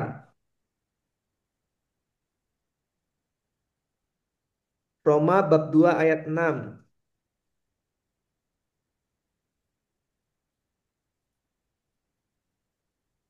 Roma 2 ayat 6, ia akan membalas setiap orang yang menurut perbuatannya. Nah, menurut apa? Perbuatannya. Nah, makanya nanti waktu pengadilan khusus, Tuhan Yesus akan melihat perbuatan kita selama hidup di dunia. Nih Bu Ria nih, suka melayani, ya kan? Suka beramal sedekah, sabar. Nah, ini bakal dibalas dengan keadilan dan kasih Allah. Ya, jadi ingat kita akan dibalas menurut perbuatan kita. Ya, lama atau tidaknya kita di purgatorium itu banyak faktor. Ya, misalkan doa-doa saudara-saudari kita di dunia, kita doain atau enggak? Ya. Ah, makanya ada eh, apa? eh, tanggal 2 November ya. Ya, Ya, itu betul ya. Itu peringatan untuk jiwa-jiwa di Jiwa-jiwa. purgatorium. Nah, itu kita doakan. Ya, atau setiap hari kita berdoa khusus untuk entah orang tua kita yang sudah meninggal, kita doakan. Ya, maka semakin banyak yang mendoakan, semakin banyak orang yang melakukan silih. Makanya kan Paus Fransiskus kan bilang, biarkan sakitku ini menjadi silih bagi pertobatan dunia. Iya kan? Nah, Hmm. itu. Jadi kita menderita bukan karena kesalahan kita, jadikan itu silih terhadap jiwa-jiwa di purgatorium. Nah, dan nanti kita akan mendapatkan hal yang serupa. Apa yang kita tabur itu yang kita tuai, bukan di dunia, tapi kehidupan setelah kematian. iya. Itu loh hukum tabur tuai yang sebenarnya. Jadi jangan bilang, ih hidupnya diberkati Tuhan ya, keluarganya bahagia, anaknya pinter-pinter, usahanya sukses. Wah, orang ini pasti orang baik. Belum tentu. Ya, itu konsep perjanjian lama. Ya, ya. Belum tentu orang yang hidupnya menderita, ya, itu banyak dosanya. Belum tentu. Ya, jadi kita nggak bisa melihat dan menilai langsung seperti itu ya. Oke, semoga menjawab. Pak, Hmm. Kak gini, Findes, Pak, saya nambah lagi, Pak. Kita kan mendoakan orang-orang yang sudah meninggal. Padahal kita nggak tahu mereka ada di mana. Itu Mm-mm. bagaimana, Pak? Ya nggak Dia apa-apa, ada di purgatorium, oh, nggak apa-apa. nggak apa-apa. Kan kita mendoakan jiwa-jiwa di purgatorium sampai kita nanti meninggal dan kita yang didoakan. Nah, udah. Enggak, maksud saya tuh yang kita doakan, kita kan nggak tahu dia ada di jiwanya ada di mana kan kita nggak tahu, Pak. Mm-mm. Apakah penting kalau kita tahu jiwanya di mana, Bu? Oh gitu. Mungkin Kak Vindes, Hah? mungkin Enggak, mungkin maksudnya begini, kalau saya mendoakan ayah saya orang katakan, tua, atau pada mendoakan orang untuk ayah tua saya, saya ada di mana. tapi Saya kita kan kan nggak. nggak tahu ayah saya sudah di mana. Seandainya ayah saya sudah masuk surga, kan doa itu oleh Tuhan diberikan kepada jiwa yang lain, gitu bukan? Betul. betul. Enggak, Oh, selain itu kan yang di ini di apa tuh di dunia orang mati, apakah kita yang mereka di sana itu kita mendoakan tuh apa ada juga berguna, maksudnya ada manfaatnya bagi mereka hmm, jiwa. Betul ini. Orang lain. Kan yang kita doakan tuh kan biasanya kan oh kalau bermanfaat maksudnya ada gunanya itu kan yang di purgatorium. Tapi kita nggak tahu jiwa yang kita doakan tuh katakan bukan di purgatorium tapi di dunia orang mati. Di neraka. Itu di Oh, bagaimana? neraka. Nah, eh, kita dalam gereja Katolik Nggak itu tidak tahu. lagi percaya akan dunia orang mati, Ibu. oh Tadi yang saya jelaskan ya, ada Kan saya sudah. tiga keadaan: iya. neraka, purgatorium, dan surga. Oh, Nah, di sana kita akan langsung berjumpa dengan Tuhan Yesus dalam pengadilan khusus. Tadi saya jelaskan terus ya. kalau Surga Hmm. itu keadaannya seperti apa, yang sudah sempurna Hmm. dalam kasih dan Hmm. dalam keadaan rahmat, hidup dalam pertobatan. Yang purgatorium itu yang masih berproses, mungkin masih ada dosa-dosa ringan, Hmm. kecil, atau konsekuensi dari dosa yang sudah diampuni dalam sakramen tobat yang masih harus dijalani proses pemurnian Hmm. itu. Atau yang Baik. ketiga, yang hidupnya selama di dunia berbuat jahat tapi tidak pernah mau bertobat. Ya beda ya sama penjadi Hmm. sebelah kanan ya, berbuat jahat tapi mau bertobat kan. Intinya itu kan pertobatan. Nah, tapi orang yang jahat, orang yang kejam, berdosa berat, tidak mau bertobat, nah itu akan diadili menurut perbuatannya. Kemungkinan besar ya di neraka. Ya. Oh, jadi meninggal langsung. Mm-mm. Meninggal langsung di neraka. Kalau tadi Hmm. kondisinya ya Ibu ya. Ya, maksud saya gitu. Berarti Mm-mm. nggak ada pengadilan lagi nantinya. Ada pengadilan umum yang disebut dengan akhir zaman, pengadilan terakhir. Hmm. Jadi pada saat pengadilan khusus itu baru jiwanya, Hmm. belum ada tubuhnya atau badannya, ya Hmm. kan?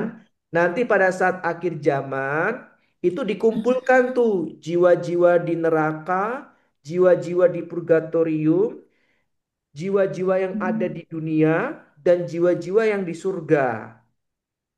Ya, Hmm. karena akhir zaman itu bumi juga dihancurkan.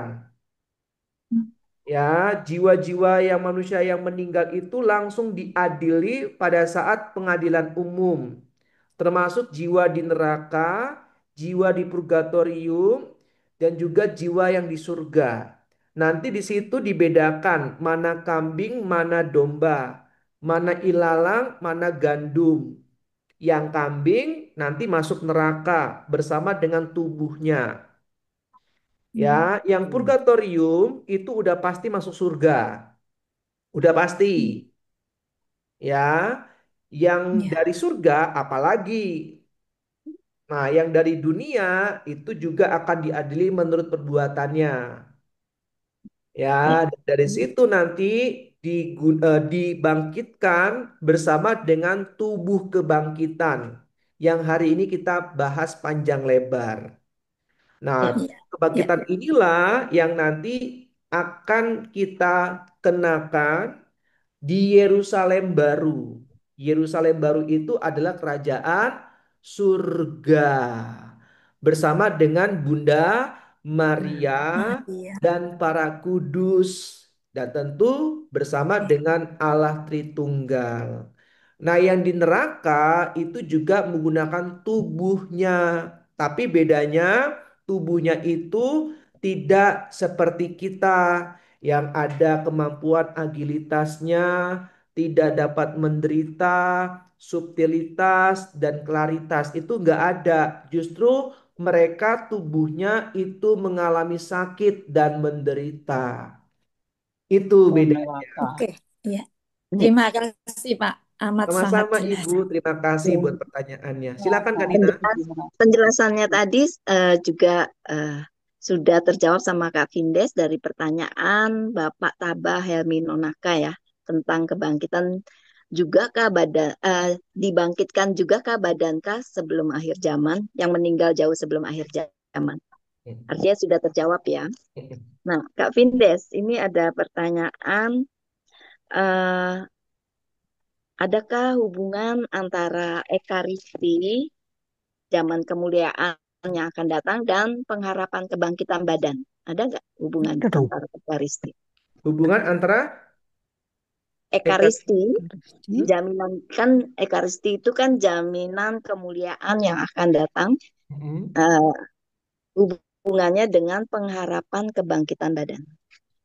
Oh tentu, karena Tentu. kan dalam perayaan Ekaristi itu kita merayakan kembali misteri Paskah Kristus kan. Hmm. Nah, makanya Ibu Bapak dan teman-teman ini penting untuk kita sadari dan pahami. Ekaristi itu kenapa disebut sebagai sumber dan puncak kehidupan Kristiani? Karena di dalam Ekaristi kita merayakan kembali misteri Paskah Kristus 2000 tahun yang lalu dengan cara yang berbeda. Kalau kita caranya cara sakramental. Nah, itu aja yang beda. Tapi kita merayakan kembali misteri Paskah Kristus dari penderitaannya, wafatnya, kebangkitannya, dan kenaikannya ke surga. Jadi misteri Paskah itu ada 4. Penderitaan Yesus, wafat Yesus, kebangkitannya, dan kenaikannya ke surga. Maka dalam perayaan Ekaristi itu kita bersatu dengan tubuh Kristus yang nanti akan menjadi bekal kita menuju kepada kerajaan surga yang disebut dengan viatikum. Nah, makanya dalam sakramen perminyakan itu selalu ada yang namanya sakramen tobat dan juga Ekaristi, kita menerima tubuh Kristus. Karena nanti pada saat meninggal, ya, itu kita sudah mendapatkan bekal itu, viatikum itu. Sehingga nanti kita layak untuk Katanya bangkit. perminyakan ora tadi kayak karisti. Kenapa Ibu? Halo. Dengar Ya. itu, Pak. Dia terima perminyakan, tapi Hmm. tidak diberikan Ekaristi. Oh, tentu ada ininya ya, ada konteksnya ya, kenapa tidak diberikan. Ya, saya nggak tahu tergantung romo dan keadaan tentunya. Tapi perminyakan itu ada sakramen tobatnya, ada perminyakannya, dan juga ada ekaristinya. Nah, ya, Baik, baik. gitu. Ya, satu pertanyaan lagi karena ini sudah mau jam 9, Kak Vindes. Boleh ya satu pertanyaan lagi? Karena di bagian timur udah malam Jam sekali. 11. Satu ya. Singapura udah jam 10 ya, Bu Ria. Saya boleh bertanya, Siapa? Sis Evi atau siapa? Ibu Justin. Satu pertanyaan. Boleh. Ah, Satu pertanyaan. Iya, sebelum akhir zaman, apakah jiwa-jiwa di purgatorium dan di surga saling mengenal? Terima kasih. Wah, pertanyaan bagus nih. Harusnya yang minggu lalu. Iya, nggak Tidak apa-apa. ikut. Nggak apa-apa. Makasih ya Ibu. Ini pertanyaan bagus Ibu. eh Tentu beda keadaannya Ibu ya. Jadi purgatorium dan surga, apalagi neraka itu beda keadaan. Jadi kalau misalkan saling mengenal, tentu mereka tidak bisa saling melihat. Ya, karena sudah beda keadaan, beda situasi. Tapi nanti kalau kita bersama-sama dengan para kudus di surga, kita akan tahu, ya, kita akan saling kenal kok. Karena Santo Thomas Aquinas mengajarkan tubuh kebangkitan yang kita gunakan, yang dibangkitkan itu dari tubuh alamiah kita usia dewasa. Kira-kira usia 33 tahun. Ini bukan ajaran definitif gereja, tapi ini hasil dari refleksi Thomas Aquinas. Ya, jadi nanti kalau misalkan saya melihat ibu di usia 33 tahun. Saya nggak tahu ibu di usia 33 tahun seperti apa. Semoga tetap sama. Ya, ya. Jadi nanti kita akan melihat, mengenal wajah kita masing-masing di usia 33 tahun. Ya. Kalau kalau jiwa-jiwa janin yang aborsi dan bayi yang meninggal belum dipermandikan itu di mana tempatnya? Nah, itu disebut dengan limbus, Ibu. Ya, itu ada suatu keadaan lagi yang memang untuk bayi-bayi yang tidak berdosa. Ya, bayi-bayi yang tidak bersalah, korban aborsi, atau keguguran, atau eh, apa lagi? Ya, banyak faktor ya. Tapi bayi ini mewariskan dosa asal, tapi belum ada dosa pribadi. Nah, ini penting. Kebetulan saya barusan baca buku Namun ajaran ini diperbaharui oleh Paus Benediktus ke-16. Ini Bu Ria, ini bagus untuk katekisasi nih. Ternyata menurut Paus Benediktus ke-16, bayi-bayi itu tetap berada bersama dengan Allah di kerajaan surga. Jadi karena kerahiman Allah, karena kebaikan dan kasih Allah, walaupun bayi-bayi itu mewariskan dosa asal, tapi karena kerahiman Allah, maka mereka akan bersama dengan Allah dalam kerajaan surga. Nah itu ya, itu Ya. Paus Benediktus ke-16 dalam Bukunya Kak ajarannya. Vindes. Kenapa, Pak, Bu Ria? saya menyambung lagi, Pak. Bukunya ya Kak Vindes. Oh iya. Amin. Saya Mungkin menyambung, sudah, Pak.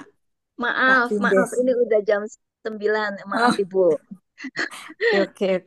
Kita akan tutup dulu ya. Mungkin Iya, kalau iya. umpamanya teman-teman yang masih ingin Mm-mm. bertanya, bisa Mm-mm. bertanya eh, di WA grup ya, Kak Vindes ya. Mungkin bisa Ya, dilanjut ke WA grup sehingga di WA bagian yang timur tadi sama tidak bisa. Kak Nena ditulis itu ya, Ibu. Iya, iya, adminnya di situ. Oh, Nanti saya akan masukkan ke grup. Silakan bertanya, oke, dilanjut oke. di grup gitu ya. Ya, Oke, Apakah oke, oke. saya boleh dimasukkan, Bu? Ibu eh, Justin boleh masukkan di grup? silakan dikontak ke mana? Ke mitra-mitranya AOG, dikasih nomor teleponnya Ibu Yustin atau Ibu tadi siapa ya? Lagi saya siapa yang ingin bertanya, dilanjut, silakan kontak ke mitranya AOG. Ada tulisannya Mitra AOG. terima Silakan ya, kasih Bu. ya Ibu ya untuk Ya, terima Terima semangatnya. kasih yuk, kita kasih. Saya sangat kasih suka reaksi aplaus yuk buat Kak ya Vindes. buat ibu-ibu juga nih dan para bapak. Terima kasih untuk semangatnya. Ya, luar biasa kita mencari tahu tentang kebenaran ajaran gereja. Luar biasa. Ya, Terima kasih Ibu dan Bapak, teman-teman semua.